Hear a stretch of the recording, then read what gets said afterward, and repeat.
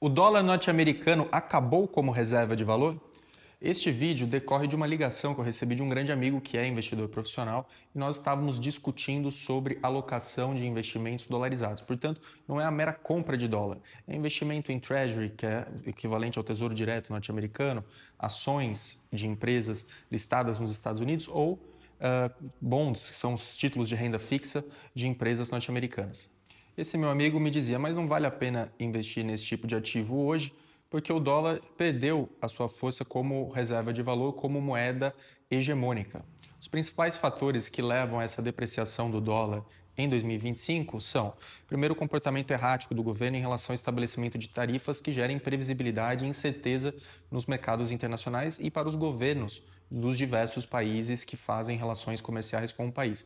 Além disso, a aprovação da Big Beautiful Bill, que foi uma lei que manteve a carga tributária sobre as empresas, que já era baixa, e levou a um aumento do endividamento norte-americano, que gera preocupação do aspecto fiscal do governo norte-americano. Terceiro fator, a adoção do regime de quantitative easing, das medidas de quantitative easing desde a crise de 2008 do subprime, em que o Banco Central norte-americano, Federal Reserve, compra ativos e, de alguma maneira, ele vai expandir a base monetária dos Estados Unidos com essas políticas. Um quarto fator, surgimento das criptomoedas e a adoção pelos institucionais do Bitcoin, de modo que agora investidores em países desenvolvidos também procuram esse tipo de instrumento financeiro como diversificação.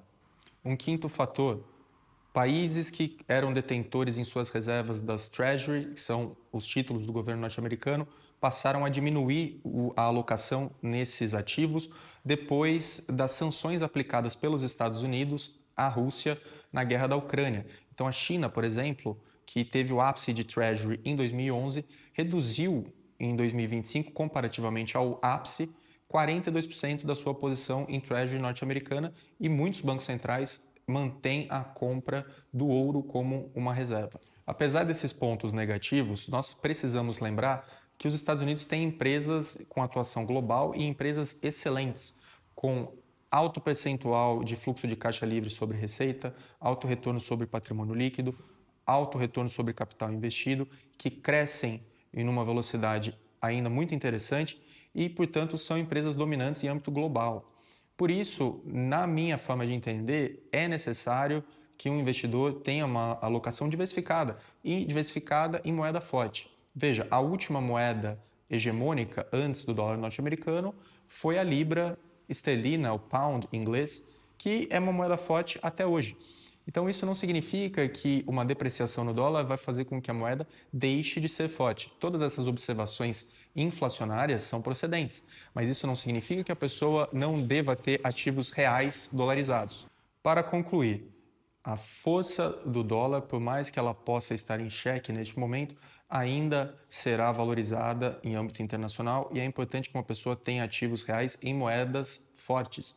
Não só dólar, pode ser euro, pode ser iene japonês, há várias moedas consideradas moedas fortes. E por isso, uma diversificação patrimonial discutida com o seu assessor é o ideal para que você possa mitigar os riscos.